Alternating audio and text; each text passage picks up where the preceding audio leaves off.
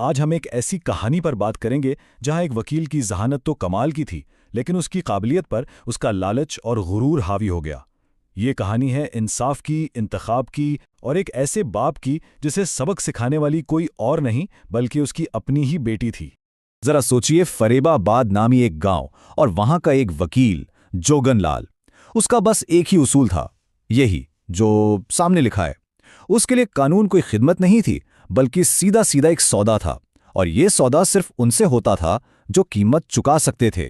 ये एक जुमला ही उसकी पूरी शख्सियत की कहानी कह देता है।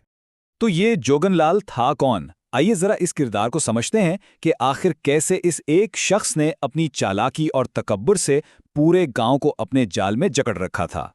देखें, जुगनलाल गांव का इकलौता वकील था। उसकी जहानत में तो कोई शक ही नहीं था, लेकिन मसला यह था कि वो अपनी इसी जहानत को लोगों के इस्तेमाल करने के लिए, उनका इस्तेहसाल करने के लिए इस्तेमाल करता था। उसे अपनी काबिलियत पर इतना गुरूर था कि वो किसी को कुछ समझता ही नहीं था। तो एक दिन क्या होता है, एक गरीब अनपढ़ आदमी उसके पास आता है। उसे एक जमींदार ने धोखा देकर उसकी जमीन हथिया ली थी।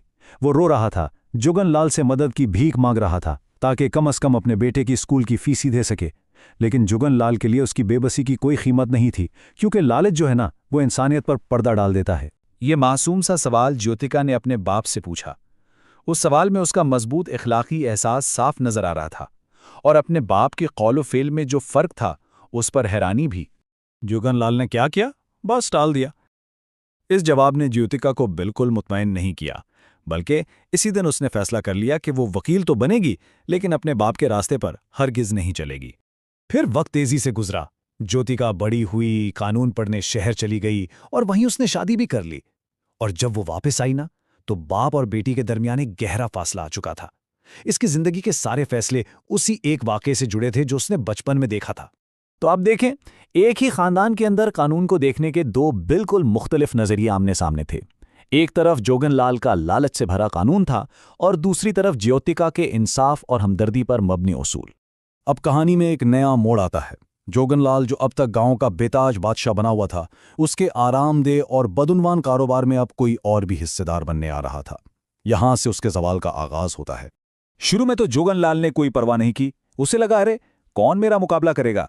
लेकिन फिर धीरे धीरे जब उसके पुराने क्लाइंट्स भी उसे छोड़कर जाने लगे, तब उसका गुरूर गुस्से में बदलने लगा। आखिरकार गुस्से से भरा जोगनलाल उस नए वकील के दफ्तर पहुंचा कि देखूं तो सही ये है कौन।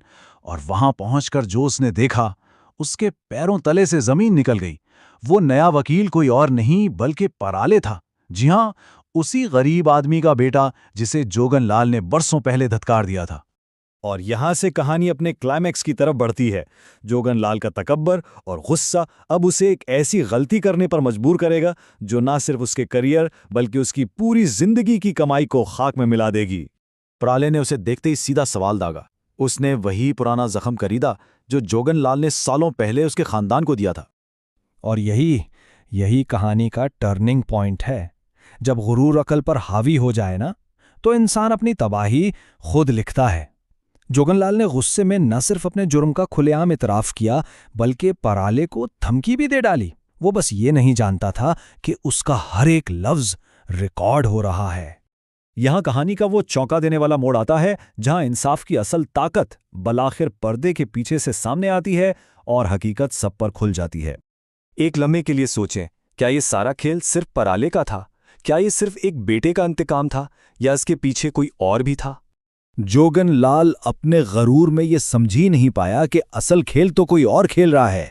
उसकी तवज्जो सिर्फ पराले पर थी, और यही उसकी सबसे बड़ी गलती साबित हुई। और फिर ज्योतिका सामने आती है, हाथ में स्मार्टफोन लिए, जिसका रिकॉर्डर चल रहा था। उसने अपने बाप का पूरा इतराफी बयान रिकॉर्ड कर लिया था। इसके बाद तो सब कुछ पलक झपकते में हो गया। ज्योतिका ने इंकिशाफ किया कि पराले उसका शोहर है और ये सब उन दोनों का मंसूबा था।